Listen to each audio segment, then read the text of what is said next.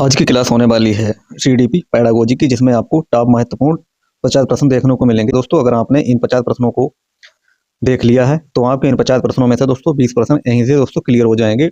तो इस क्लास को बिल्कुल भी मिस ना करें, एक एक प्रश्न को बहुत ही ध्यान से देखना है और लास्ट में आपको ये भी बताना है कि आपने इन 50 प्रश्नों में से कितने प्रश्न सही किए हैं। इसका उत्तर भी कमेंट बॉक्स में जरूर बताना है। तो शुरू करते हैं। आज के पहले प्रश्न थे, इसका उत्तर आपको साथ में बताते चलना है। प्याजे के अनुसार प्याजे के अनुसार यदि कक्षा 7 का छात्र यह मानता है कि लंबे गिलास में पानी अधिक है तो वह एक किस कारण से है? संरक्षण का, विकास, प्रतिवर्ती क्रिया या केंद्रीकरण या प्रत्यावर्तन।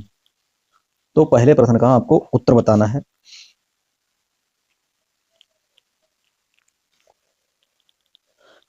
तो ये केंद्रीकरण, इसे केंद्रीकरण कहते हैं। ऑप्शन नंबर सी इसका सही उत्तर हो जाएगा। इसमें बच्चा केवल ऊंचाई पर ध्यान देता है, देखा करता है, चौड़ाई की उसको समझ नहीं हो पाती है। तो ऑप्शन नंबर सी इसका सही उत्तर हो जाएगा। और आपको साथ में ये कमेंट करना है कि ये कौन सी अवस्था होती है। प्रश्न देखते हैं। दो में पूछा गया है, वायगोस्की के सिद्धांत में स्कैफोल्डिंग का मुख्य उद्देश्य क्या है? स्वतंत्र अधिगम, स्मृति को बढ़ाना, जड़ पीढ़ी के भीतर सहायता देना, व्यवहार में परिवर्तन। प्रश्न 2 का आपको उत्तर बताना है, क्या हो जाएगा।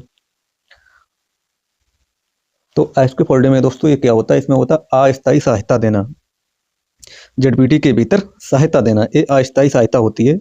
ऑप्शन सी इसका सही उत्तर हो जाएगा।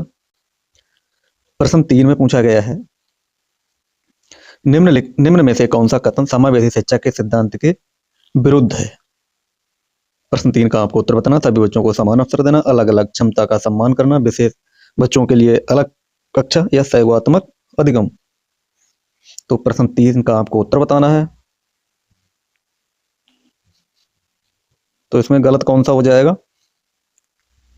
तो विशेष बच्चों के लिए अलग कक्षा दोस्तों नहीं करना है। ऑप्शन सी इसका सही उत्तर हो जाएगा। प्रश्न देखते हैं 4। प्रश्न 4 में पूछा गया है, कोहलबर्ग के नैतिक विकास के अनुसार नियमों का पालन दंड के डर से करना किस स्तर को दर्शाता है? सामाजिक अनुबंधन, दंड आज्ञाकारिता स्तर, सार्वभौमिक नैतिक सिद्धांत या परंपरागत स्तर। प्रश्न 4 का आपको सही उत्तर बताना है। तो ये दंड आज्ञाकारिता स्तर हो जाएगा, ऑप्शन नंबर बी। 5। प्रश्न 5 में पूछा गया है, यदि शिक्षक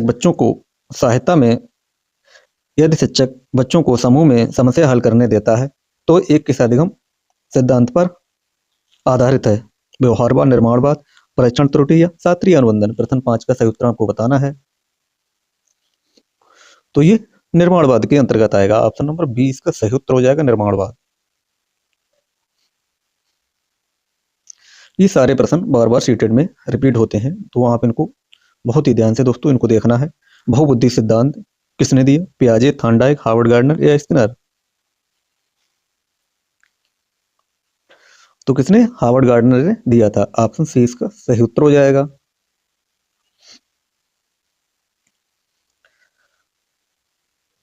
प्रश्न 7 में पूछा गया है, यदि शिक्षक सीखने की प्रक्रिया में पहले बच्चों के पूर्व ज्ञान की जांच करता है तो एक किस सिद्धांत से अधिक जुड़ा है? व्यवहारवाद, अंतर्दृष्टि सिद्धांत, रचनावाद या मनोविश्लेषण।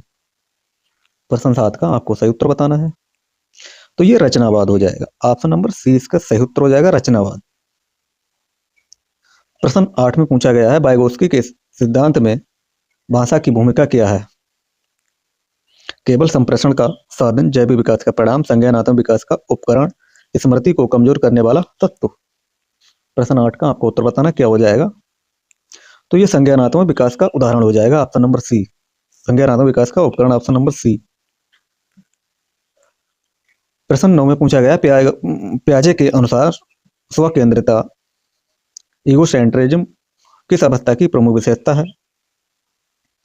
संवेगात्मक, ज्ञात्मक, पूर्व संक्रियात्मक, ऑप्शन सी मूल संक्रियात्मक, ऑप्शन डी औपचारिक संक्रियात्मक। प्रश्न 9 का आपको सही उत्तर बताना है। तो पूर्व संक्रियात्मक अवस्था इसका सही उत्तर हो जाएगा, ऑप्शन नंबर बी। प्रश्न नंबर देखते हैं 10। प्रश्न 10 में पूछा गया है, यदि बच्चा नियमों को इसलिए मानता है क्योंकि शिक्षक ने कहा तो एक कोहलबर्ग के किस अवस्था को दर्शाता है?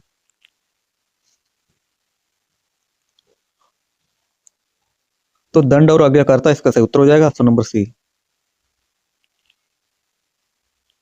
प्रश्न देख रहे हैं 11, प्रश्न 11 में पूछा गया है अधिगम व्यवहार में अपेक्षाकृत स्थायी परिवर्तन है, इसमें किसे अधिगम नहीं माना जाएगा, आपको उसका उत्तर बताना है।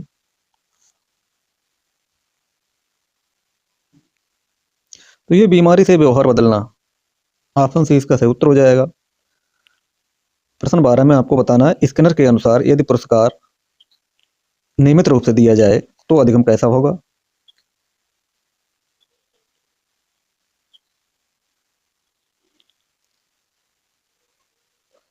स्किनर के अनुसार यदि पुरस्कार अनियमित रूप से दिया जाए तो ये अधिगम कैसा होगा, तो ये अधिक स्थायी होगा, ऑप्शन नंबर सी इसका सही उत्तर हो जाएगा। प्रश्न 13 में पूछा गया है बहुबुद्धि सिद्धांत का कक्षा में सही अनुप्रयोग क्या है, सभी बच्चों को एक जैसा पढ़ाना, केवल भाषाई बुद्धि का ध्यान देना, विविध गतिविधियां कराना, केवल लिखित परीक्षा लेना। प्रश्न 13 का आपको उत्तर बताना है, तो ऑप्शन नंबर सी विविध गतिविधियां कराना इसका सही उत्तर हो जाएगा, ऑप्शन नंबर सी। प्रश्न 14 में पूछा गया पियाजे के अनुसार संरक्षण की अवस्था किस अवस्था में विकसित होती है, संवेदी संवेदी गतिक अवस्था, संवेदी कामक अवस्था, पूर्व संक्रियात्मक, ठोस संक्रियात्मक या औपचारिक संक्रियात्मक। तो संरक्षण की अवस्था कब विकसित होती है, तो ये ठोस संक्रियात्मक अवस्था, जिसे मूर्त संक्रियात्मक अवस्था भी कहते हैं, ऑप्शन नंबर सी इसका सही उत्तर हो जाएगा। प्रश्न देखते हैं 15, प्रश्न 15 में पूछा गया है यदि कोई बच्चा समस्या का समाधान करते समय केवल एक ही दृष्टिकोण अपनाता है तो किस कमी को दर्शाता है, प्रतिवर्ती क्रिया, केंद्रीकरण, प्रत्यक्षीकरण या संरक्षण।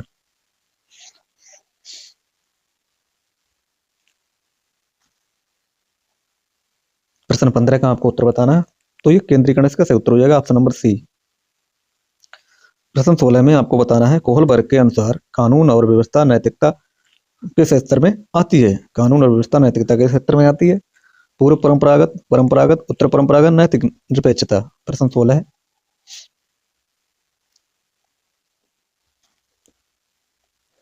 तो परंपरागत इसका सही उत्तर हो जाएगा, ऑप्शन नंबर बी। प्रश्न 17 देखते हैं, प्रश्न 17 में पूछा गया है यदि शिक्षक बच्चों की पूर्व धारणाओं को गलत मानकर अनदेखा करता है तो ये किस सिद्धांत के विरुद्ध है। प्रश्न 17 है,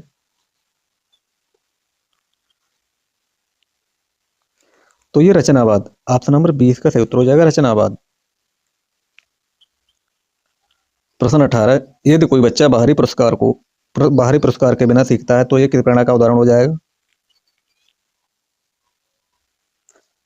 तो ये आंतरिक हो जाएगा। प्रश्न 19 में पूछा गया है समावेशी शिक्षा का मूल सिद्धांत क्या है,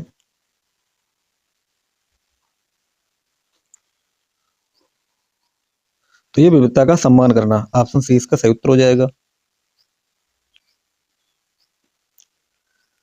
प्रश्न 20 में पूछा गया है पियाजे के अनुसार औपचारिक संक्रियात्मक अवस्था बालक संक्रियात्मक अवस्था में बालक क्या करता है, केवल प्रत्यक्ष अनुभव पर निर्भर करता है, अमूर्त चिंतन नहीं कर सकता, काल्पनिक परिस्थितियों पर तर्क कर सकता है, संरक्षण नहीं समझता। तो 20 का सही उत्तर बताना है, काल्पनिक परिस्थितियों पर तर्क कर सकता है, ऑप्शन नंबर सी इसका सही उत्तर हो जाएगा। औपचारिक को ही दोस्तों अमूर्त अवस्था कहते हैं, अमूर्त अमूर्त संक्रियात्मक अवस्था। प्रश्न 21 में बताना है वाइगोत्स्की के सिद्धांत में भाषा की भूमिका मुख्यतः कैसी होती है,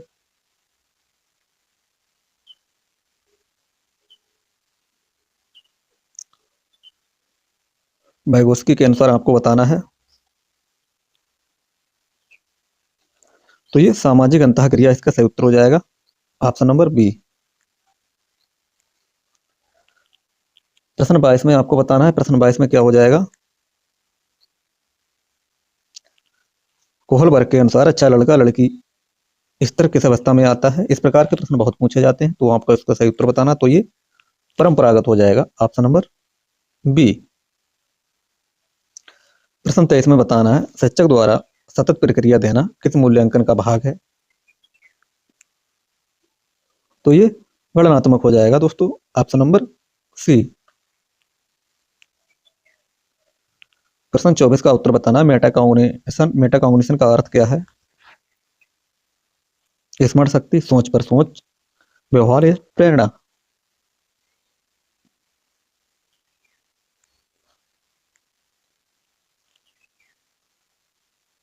ऑप्शन बी सही उत्तर हो जाएगा इसका। प्रश्न 25 में पूछा गया सीटेट के अनुसार सर्वश्रेष्ठ शिक्षक वह है जो क्या करता हो? सिलेबस पूरा करे, परीक्षा पर ध्यान दे, बच्चे की सीख पर ध्यान दे, केवल नोट्स पढ़ाए। तो बच्चे की सीख पर ध्यान दे, ऑप्शन सी इसका सही उत्तर हो जाएगा। पियाजे के अनुसार अधिगम का आधार क्या है? अनुकरण, परिपक्वता व अनुभव, दंड, पुरस्कार।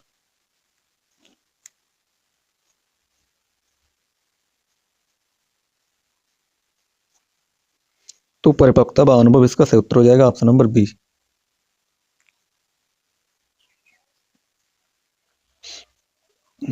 प्रश्न 27 देखते हैं। सहयोगात्मक अधिगम का मुख्य लाभ क्या है? प्रतिस्पर्धा, सामाजिक कौशल, रटंत या दंड का डर। प्रश्न 27 का सही उत्तर बताना है। तो सामाजिक कौशल इसका सही उत्तर हो जाएगा, ऑप्शन नंबर बी।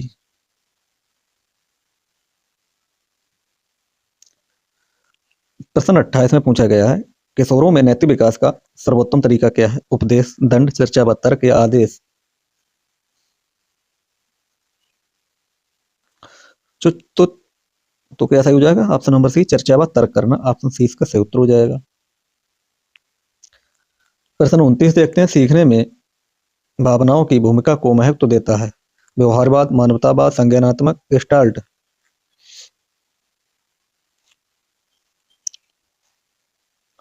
तो मानवतावाद इसका सही उत्तर हो जाएगा, ऑप्शन नंबर बी। प्रश्न 30 देखते हैं। इंक्लूसिव एजुकेशन का मूल उद्देश्य क्या है?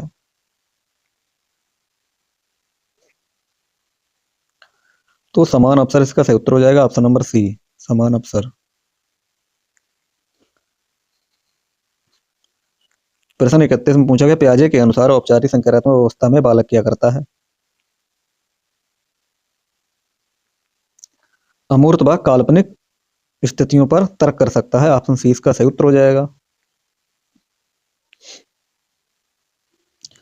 प्रश्न 32 देखते हैं। वाइगोस्की के अनुसार संज्ञानात्मक विकास का सबसे महत्वपूर्ण साधन क्या है?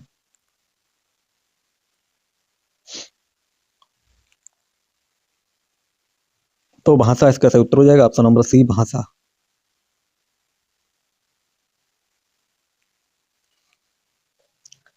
प्रश्न 33 में पूछा गया है कोहलबर्ग का गुड बॉय गुड गर्ल स्तर किस अवस्था में आता है? तो ये दोस्तों प्रश्न काफी बार रिपीट हुआ है, इसका परंपरागत इसका सही उत्तर हो जाएगा, ऑप्शन नंबर बी। प्रश्न 34 में पूछा गया है। प्रश्न 34 का आपको सही उत्तर बताना है। दूसरों की भावनाओं व दृष्टिकोण को समझने की क्षमता किस पर निर्भर होती है? भाषाई बुद्धि पर, अंतर व्यक्तिगत बुद्धि दोस्तों, या तार्किक बुद्धि, या आत्मपरक बुद्धि। तो अंतर व्यक्तिगत बुद्धि इसका सही उत्तर हो जाएगा, ऑप्शन नंबर सी।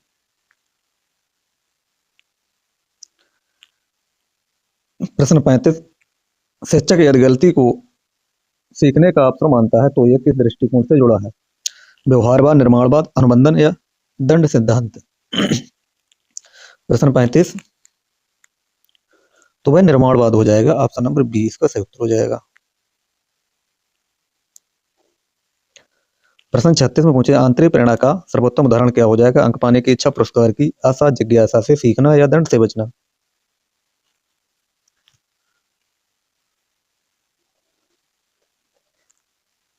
तो जिज्ञासा से सीखना, ऑप्शन नंबर सी इसका सही उत्तर हो जाएगा। प्रश्न 37 देखते हैं। कक्षा में लगातार प्रतिक्रिया देना किस मूल्यांकन का उदाहरण है? तो ऑप्शन नंबर सी इसका सही उत्तर हो जाएगा दोस्तों, ऑप्शन नंबर सी। प्रश्न 38 देखते हैं। बार बार असफल होने का प्रयास छोड़ देना क्या कहलाता है? प्रश्न 38 का आपको सही उत्तर बताना है, क्या कहलाता है? तो सीखी हुई असफलता इसका सही उत्तर हो जाएगा, ऑप्शन नंबर बी। प्रश्न नंबर 39 देखते हैं। मानवतावादी सिद्धांत मुख्यतः बल देता है किस पर देता है? तो ऑप्शन नंबर सी सही उत्तर हो जाएगा, आत्म साक्षात्कार, इसका सी सही उत्तर हो जाएगा। प्रश्न 40 देखते हैं, किशोरावस्था की भावनात्मक अस्थिरता का प्रमुख कारण क्या है? ऑप्शन सी सही उत्तर हो जाएगा इसका, हार्मोनल परिवर्तन। प्रश्न नंबर 41 देखते हैं, आत्म मूल्यांकन किस क्षमता को दर्शाता है? बाह्य नियंत्रण, आत्म नियमन, दंड या प्रतिस्पर्धा? तो आत्म नियमन इसका सही उत्तर हो जाएगा, ऑप्शन नंबर बी। प्रश्न 42 देखते हैं, प्रश्न पूछकर सोचने को प्रेरित करना किस अधिगम से जुड़ा है?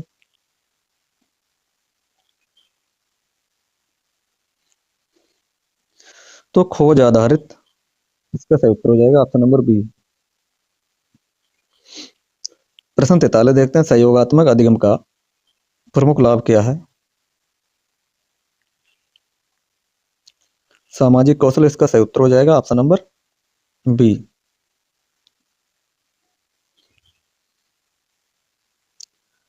प्रश्न देखते हैं 44, प्रश्न 44 में पूछा गया है, निम्न में से कौन सा कथन निर्णयात्मक मूल्यांकन का समर्थन करता है? वर्ष के अंत में परीक्षा, केवल अंक देना, सतत प्रतिपुष्टि देना, बच्चों की तुलना करना। प्रश्न 44,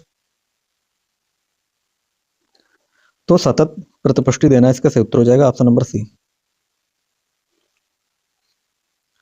प्रश्न 45 देखते हैं, यदि शिक्षक प्रश्न पूछकर बच्चों को सोचने के लिए प्रेरित करता है तो ये किस शिक्षण शैली का उदाहरण है?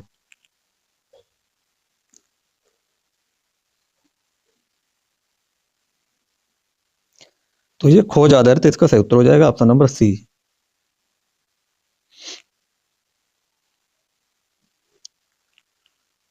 प्रश्न नंबर देखते हैं 46, प्रश्न 46 में पूछा गया है, बालक का विकास निरंतर प्रक्रिया है, इसका अर्थ है, क्या अर्थ हो जाएगा?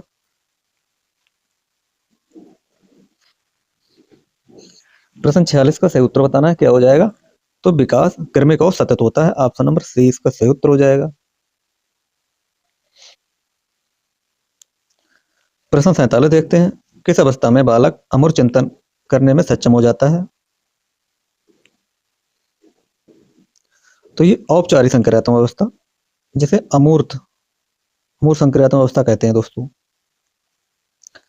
प्रश्न देखते हैं 48, प्रश्न 48 में पूछा गया है, यदि कोई छात्र केवल समूह के दबाव में सही कार्य करता है तो ये किस प्रकार की नैतिकता है? तो ये पर निर्भर नैतिकता हो जाएगी, ऑप्शन नंबर सी।